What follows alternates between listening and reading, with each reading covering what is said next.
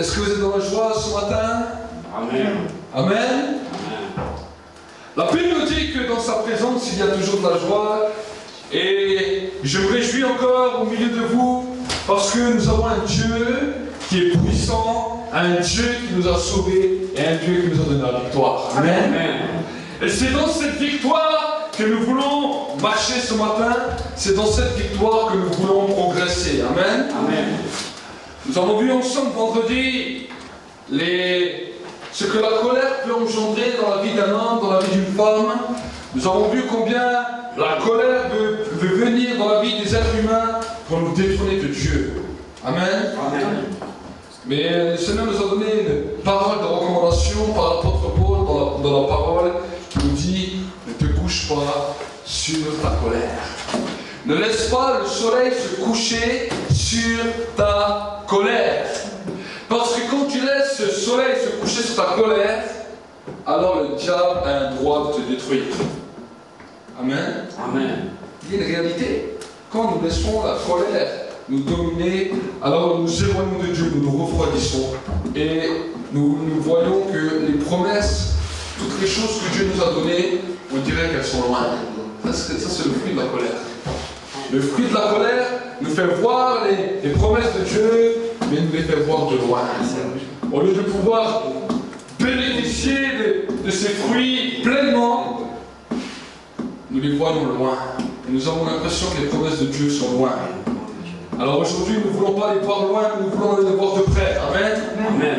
Et c'est pour cela que pendant le temps de la louange, le Saint-Esprit nous a interpellés, nous a demandé d'appeler le jugement de Dieu sur nos vies.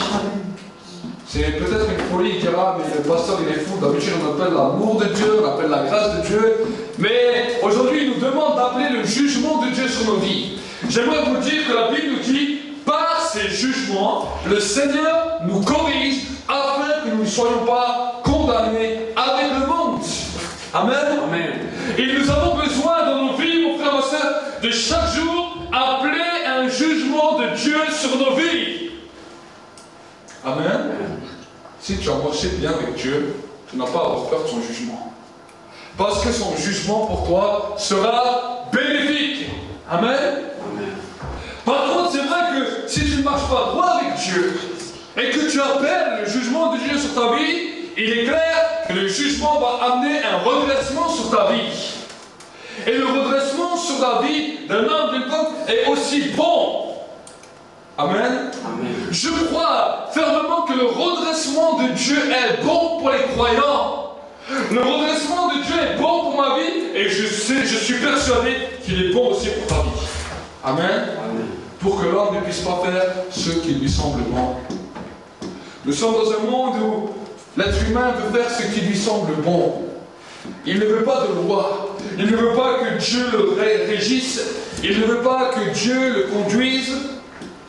Mais nous voyons que quand l'homme essaie de faire ce qui lui semble bon, ce qu'il veut, nous voyons que l'homme va dans une dérive totale. Et non seulement cette dérive l'amène dans une folie totale, mais a une conséquence terrible parce qu'il y a des maladies terribles qui sont libérées suite à des actes iniques que l'homme fait.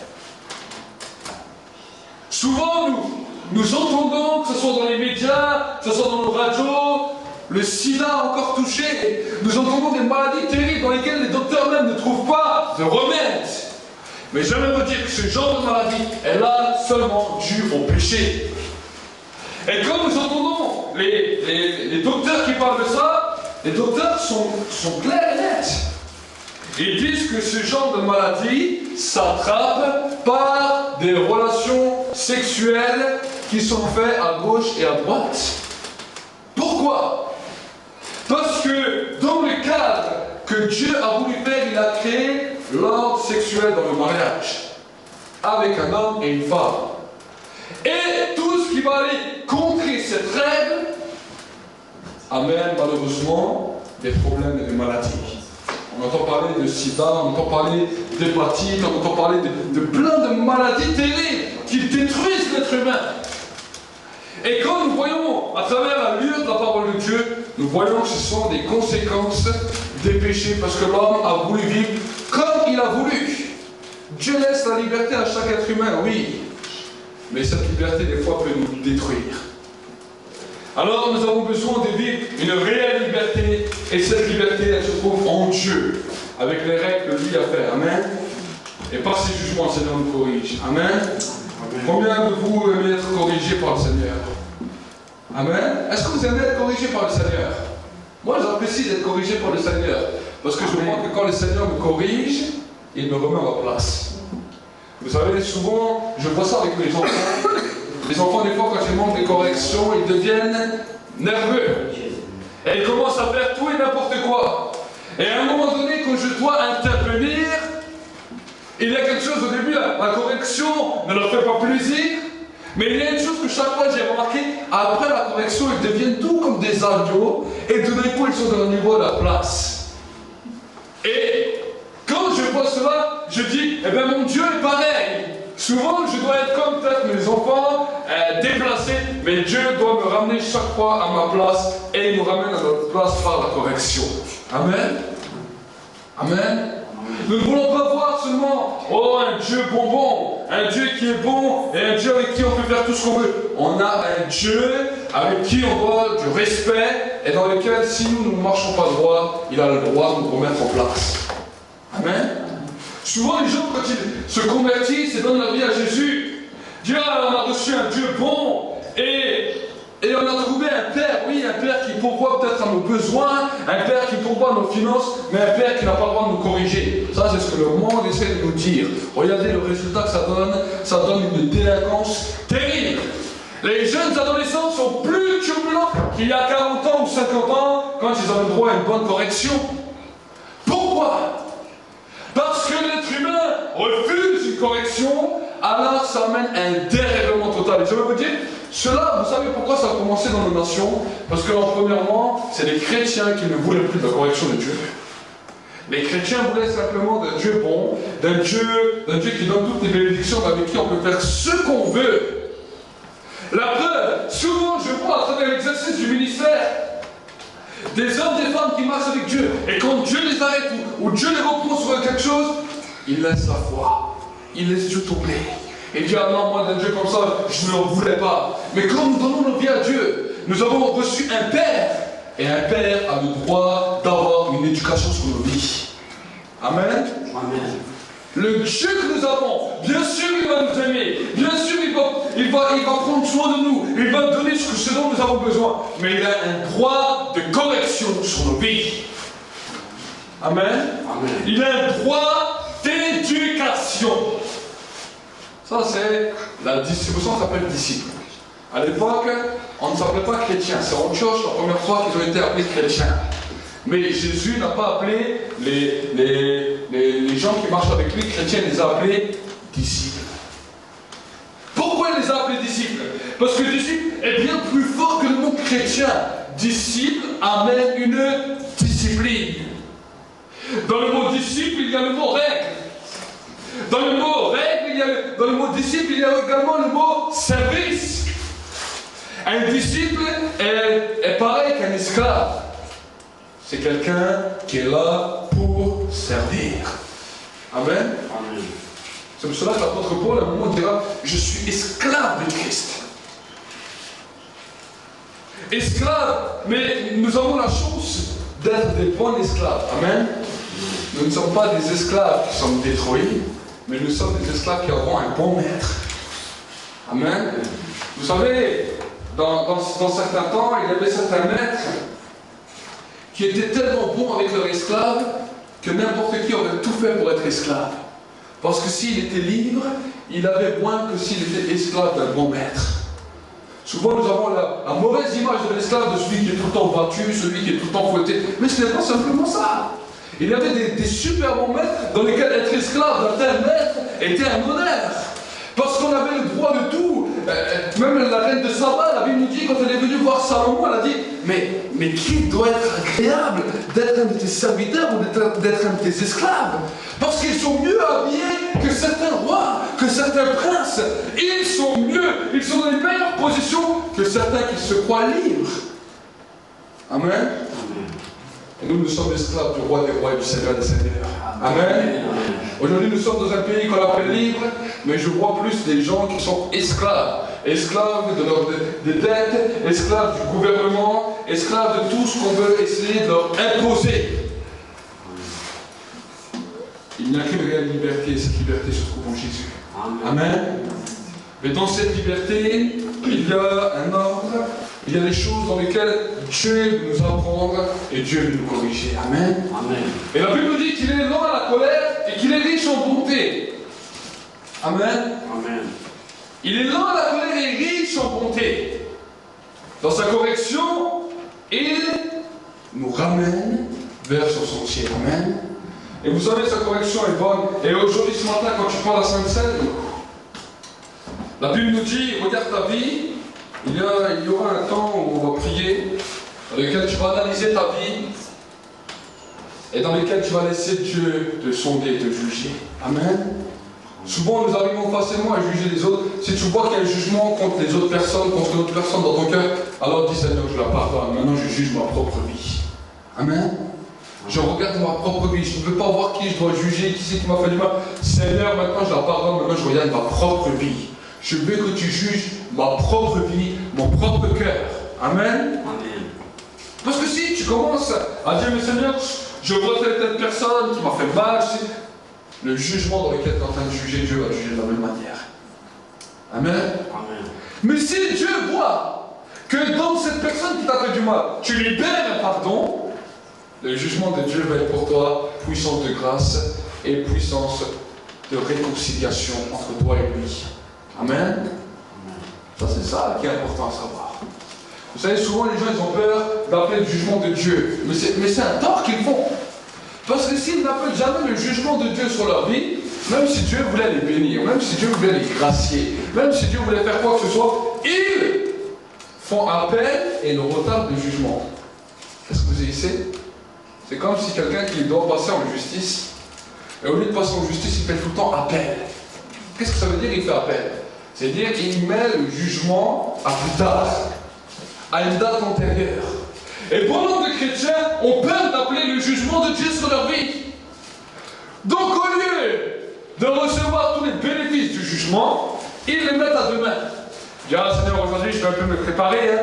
On va un peu prier, hein. Oh, je ne suis pas trop clean aujourd'hui, mais demain on verra le jugement. Et si tu lui dis, mon frère, ma soeur, combien de fois tu as appelé le jugement de Dieu sur ta vie? Posez une fois cela aux chrétiens. Combien de fois appelez-vous le jugement de Dieu sur votre vie?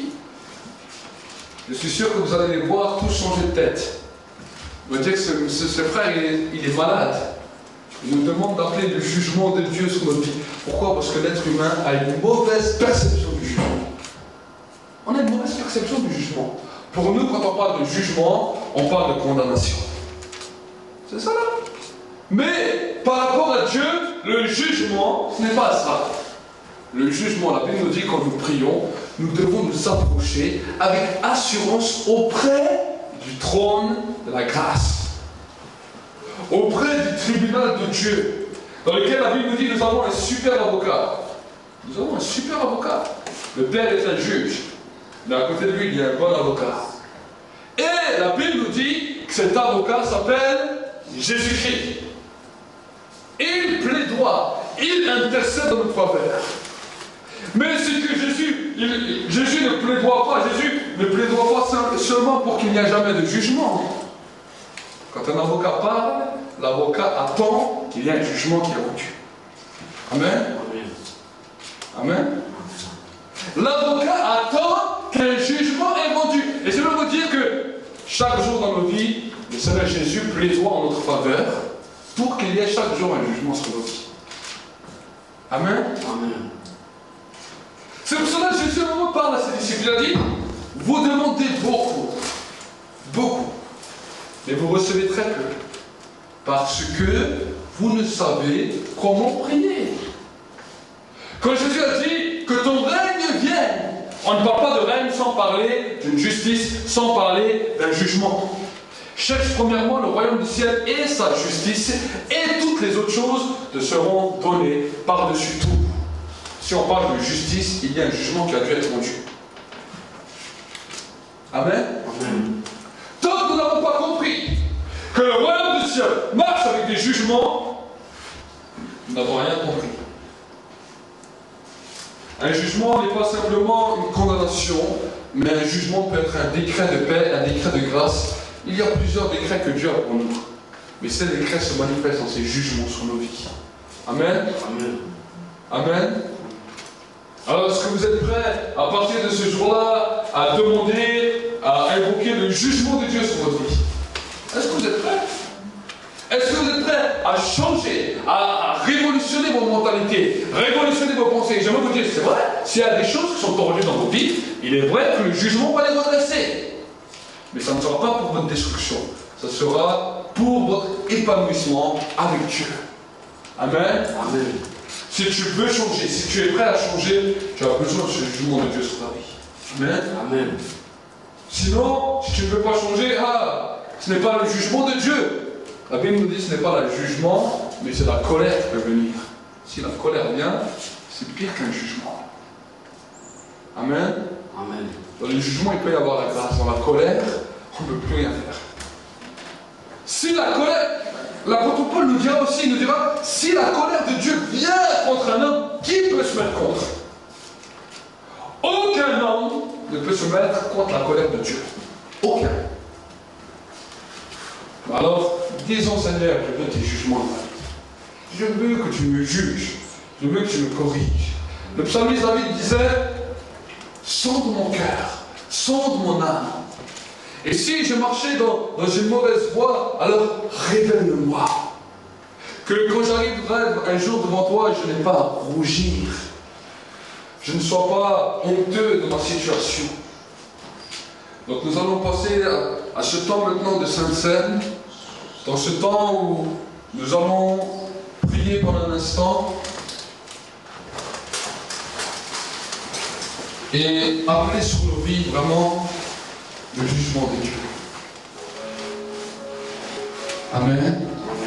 Prions ensemble un instant. Seigneur, je te remets ma vie, je te remets la vie de l'Église, la vie des internautes. Seigneur, il est vrai que peut-être le mot jugement peut choquer. Mais Seigneur, sans jugement, il n'y a pas de justice. C'est quand il y a un jugement juste qu'il y a une justice véritable. Et toi, tu nous as demandé de chercher premièrement ton royaume et ta justice. Et aujourd'hui, nous avons besoin d'une réelle justice. Une réelle justice dans l'Église. Une réelle justice dans ma vie, dans la vie de mes bien-aimés, dans la vie des familles, dans la vie des couples, dans la vie au travail, dans la vie de notre nation, dans ce pays de France. Nous avons besoin d'une réelle justice. Pas la justice des hommes qui est bafouée, mais la justice de Dieu. Alors Seigneur, maintenant nous appelons ton jugement. Ton jugement. Ton jugement.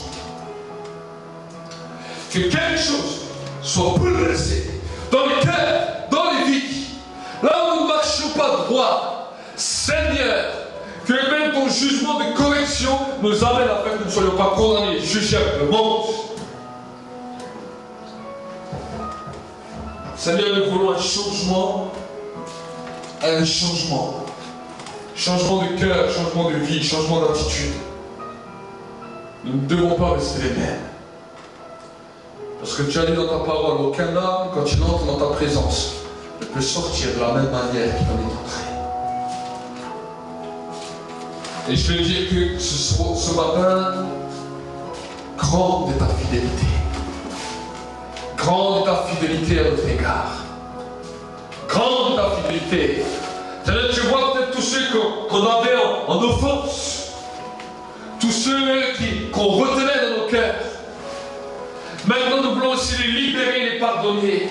Nous voulons pardonner à ceux qui nous ont offensés, pardonner à ceux qui nous ont fait du mal, pardonner à ceux qui nous ont humiliés, pardonner à ceux qui ne nous ont pas compris. Nous voulons déclarer un temps de réconciliation, un temps de restauration, de pardon maintenant dans le nom de Jésus. un temps de pardon. De pardon. Seigneur, Seigneur, que maintenant ta paix, ta bénédiction repose sur ce moment.